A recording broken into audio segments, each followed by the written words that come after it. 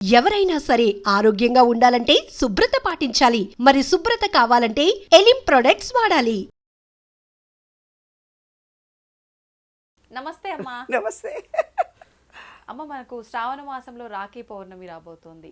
అన్నా చెల్లెళ్ళు, అక్క తమ్ముళ్ళకి వాళ్ళ బంధానికి నిదర్శనమే ఈ రాఖీ పండగ. అవునా? అసలు నిజంగా అంటే ఎందుకు వచ్చింది ఈ రాఖీ పండగ?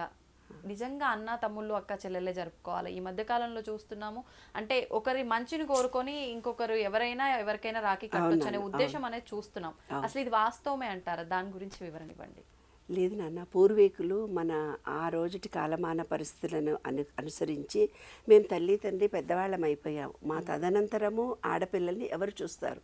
ఒక కష్టంతోటో నిష్ఠూరంతో ఒక ఆడపిల్ల పుట్టింటికి వచ్చింది అని అంటే కడుపుతో పుట్టిండ్లనే దాన్ని ఎలా మర్చిపోతామే? ఏ కష్టం వచ్చినా కన్నీళ్ళు వచ్చినా అమ్మా నాన్నే కదా మనకు గుర్తొచ్చేవాళ్ళు. ఏ కష్టమన్నా చెప్పుకోవాలంటే మా అమ్మకు మా నాన్నకే చెప్పుకుంటాం అనుకుంటారు కదా, మా అన్న తమ్ములకే చెప్పుకుంటాం అనుకుంటాం కదా. అలాంటిది పెద్దవాళ్ళు పెట్టిన దాంట్లో అంతరార్థం ఎంతో ఉంది. ఇప్పుడు ఏంటంటే నీవేదో గిఫ్ట్ కోసమే నాకు రాఖీ కట్టడానికి వచ్చావే అనే డైలాగులు మనం ఎన్నో వింటుంటాం. ఏదో సెల్ఫిష్నెస్గా మీ వదిన ఏదో చీర పెట్టడానికే వచ్చింది రాఖీ తీసుకొని అనడం, ఇలాంటివి చిన్న చిన్న సరదాగా అనుకునే మాటలో, శాస్త్రీయంగా అనుకునే మాటలో నాకు తెలియదు. కానీ ప్రతి ఆడపిల్ల పుట్టింటికి వెళ్ళి కనీసం రాఖీ కట్టడానికి ప్రతి పని వాళ్ళు వెళ్తారు నాన్న. నాకు ఎంత సంతోషం వేస్తుందో. మిడిల్ క్లాసులో వాళ్ళు వెళ్ళకపోయినా లో మిడిల్ క్లాస్ వాళ్ళు కంపల్సరీ మేము రాఖీ కడతాం అమ్మ మా అన్నకి అంటారు. మా అన్న మా ఇంటికి వచ్చాడమ్మా మేము రాఖీ కట్టామమ్మా అంటారు. నిన్న ఒక క్యాబ్లో వస్తుంటే క్యాబ్ అతను నాకు ఒక మాట చెప్పాడు. మా చుట్టమైన ఏదో ఎలక్ట్రిక్ పొలం గట్టులో పొలం మీద ఏదో వైరు పెడితే నక్కలో ఏమో రావంట, రాకుండా ఉండడానికి ఎలక్ట్రిక్ షాక్ పెట్టి ఉత్తలకు వచ్చాడట. 70 ఏండ్లు ఆయనట. మర్చిపోయి దాని మీదనే కాలేసి వచ్చాడట. ఉత్తలకు వేసేటప్పుడు ఆ ఎలక్ట్రిక్ వైర్ మీదనే కాలేసి వచ్చాడట. Spot dead. అయితే లంబాడీ వాళ్ళల్లో నాన్న, ఎవరైనా చుట్టాల్లో ఒక వ్యక్తి చనిపోతే ఇంటోళ్ళు ఏం ఖర్చు పెట్టారు, బయటి వాళ్ళందరూ డబ్బులు వేసుకొని వాడికి అయ్యే ఖర్చు అంతా భరిస్తారంట. అది వాళ్ళ ట్రెడిషన్ అంట. అట్లాగా మన ట్రెడిషన్ ఏమిటిది? అన్నదమ్ములు అక్కా చెల్లెళ్ళు కలిసి ఉండాలని పూర్వీకులు నిర్ణయించినటువంటి అద్భుతమైనటువంటి ఈ పండగ నాన్న రాఖీ పూర్ణిమ అనేది. అన్నదమ్ములుండి పట్టించుకోలేని ఆడపిల్ల కన్నీళ్లు పెట్టుకున్న రోజులు ఉండవా మనకి? నిజంగా ఆడపిల్లలు చెప్తారు, నేను గోరింటాకు పెట్టినప్పుడు చెప్తారు, అమ్మ మాకు పుట్టింటి వాళ్ళే లేరు, మమ్మల్ని పిలిచే వాళ్ళే లేరు, మీరు పిలిచి మాకు ఇవాళ గోరింటాకు పెట్టారు, మా అమ్మమ్మ నిజంగా నా పుట్టిల్లు అని కౌగిలించుకొని ముద్దు పెట్టుకొని పోతారు. ఆశీర్వచనం ఏమని నాకు మా వారికి దండం పెట్టిపోతారు. అలాగ పుట్టింటి లేని వాళ్ళు ఎంత బాధపడతారు నాన్న. కాబట్టి ఎవరమైనా సరే, అందుకనే ఎవరన్నా అన్నయ్య అని మనం కట్టి వాళ్ళకి ఏదో స్వీట్ ఇస్తాం, మన తృప్తి మన సంతోషం. కాబట్టి అన్న తమ్ముళ్ళు అక్కా చెల్లెళ్ళు అనే రిలేషన్షిప్ అనేది చాలా గొప్పది. భార్యకి భర్త, భర్తకి భార్య మంచో చెడో అడ్జస్ట్ అయిపోయినప్పుడు నా పుట్టింటికి వెళ్ళి నేను ఈ పూట ఉండొస్తాను అనే దాంట్లో ఎంత తృప్తి, ఎంత ఆనందం కలిగి తల్లి తండ్రి తదనంతరము అన్నతమ్ములే మిగులుతారు. కాబట్టి ఈ పండుగను మనకు పెట్టారు పెద్దవాళ్ళు. అంటే మా తదనంతరం అన్నతమ్ములు ఈ ఆడపిల్లను కూడా తమ ఇంటికి ఒక రోజు పిలుచుకోవాలి, కనీసం భోజనం పెట్టాలి. రాఖీ కట్టడానికంటూ ఒక రీజన్ చెప్పన్నా అది పుట్టింటికి వెళ్తుంది, వీలు కాని పరిస్థితులు ఉంటే ఆడపిల్లకు అని. చాలా అద్భుతమైనటువంటి పండుగ నాన్న.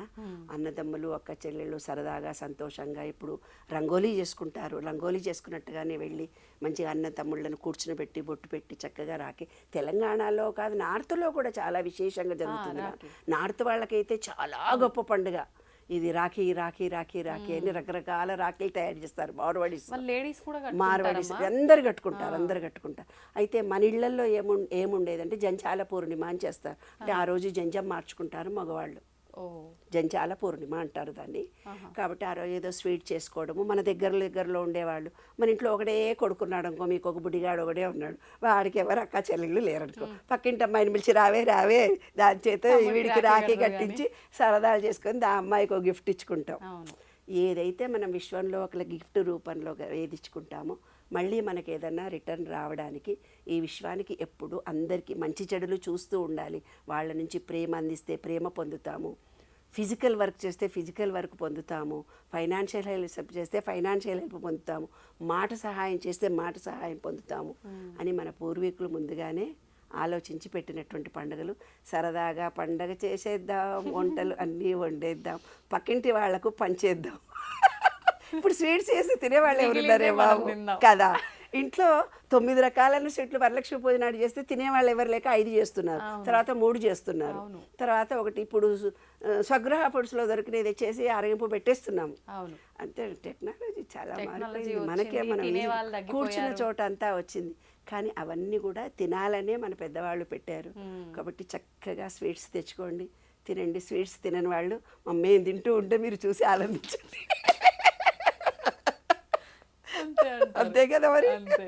ఎందుకమ్మా స్వీట్ తినని వాళ్ళకి కూడా రకరకాల అవకాశాలు వచ్చినాయి కదా. డ్రై ఫ్రూట్స్తో చేసుకుంటున్నారు మా స్వీట్స్, డ్రై ఫ్రూట్స్తో చేసుకుంటున్నారు స్వీట్స్. ఎన్నైనా తినొచ్చు. నేను మా ఆయన ఇద్దరం మేము కాశీలో స్వీట్లు వదిలిపెట్టొచ్చు. ఏంది స్వీట్స్ మొత్తం పాకం పట్టేవి నేను వదిలిపెడితే మా ఆయన నేను కూడా వదిలిపెడతా అన్నాడు. విను. అయిన తర్వాత బెల్లంతో చేసిన బొబ్బట్లు తింటాను, అరిసెలు తింటాను, సున్నుండలు తింటా. బెల్లంతో చేసినవి పాకంవి తినవు. అన్ని తింటాను. షుగర్ కాకుండా ఇవన్నీ బెల్లం. అరిసెలు తింటాను, సున్నుండలు బెల్లం పాకమే, చక్కెర కాదు కదమ్మా. చక్కెర పాకం వదిలిపెట్టాం. మళ్ళీ అందులో కూడా ఏవో ఇది దేవుడి ప్రసాదం అని తినను. అప్పుడు మళ్ళీ మన శివుడి దగ్గరికి కాశీ మళ్ళీ వెళ్ళి, నాన్న అరటిపండు తినొద్దాం, పొటాషియం లెవెల్స్ తగ్గిపోతే మేము తింటాము. మా అల్లుడికి బోలెడు తోట ఉంది, అరటిపండు తినాలనిపిస్తుంది. విను. మా ఆయన అరటిపండు తిందామే, నీ తోటల్లో కూర్చొని అరటిపండు తినొద్దండి చాలా ఫీల్ అవుతున్నాను, స్వీట్లు తినొద్దండి అంటే దొంగ ఆ స్వీట్ ఇది కాదు, ఇది బెల్లంతో చేసింది, ఇది బేయుడు దాంట్లో తినడం. మళ్ళీ మేము కాశీకి వెళ్ళి శివుడికి దండం పెట్టుకొని మా జీవితకాలం అయిపోయింది శివ, అన్నీ తింటాము నువ్వేమీ అనుకోకని చెప్పొచ్చాం.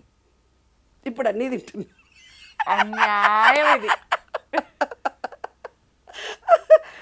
జీవితంలో అన్నీ తినాలి, అన్నీ అనుభవించాలి. అర్థమైందా? కాబట్టి అందరూ ఎంజాయ్ చేయండి, అన్నీ తినండి. అది మన కోసం మనం స్ట్రిక్ట్గా ఏర్పరచుకున్న భావన మాత్రమే. మనం అహంకారాన్ని, కోపాన్ని, స్వార్థాన్ని విడిచిపెట్టాలి తప్ప స్వీట్లు, పండ్లు వదిలిపెట్టాల్సిన అవసరం లేదు. మనం పుట్టింది తినడానికి, ఎంజాయ్ చేయడానికి. ఏ సత్యాన్ని మనం గ్రహిస్తామో ఆ రోజు నుంచి మనం ఆనందంగా ఉంటాం. జీవిత సత్యాలు అంతే. నమస్తే, ధన్యవాదాలు.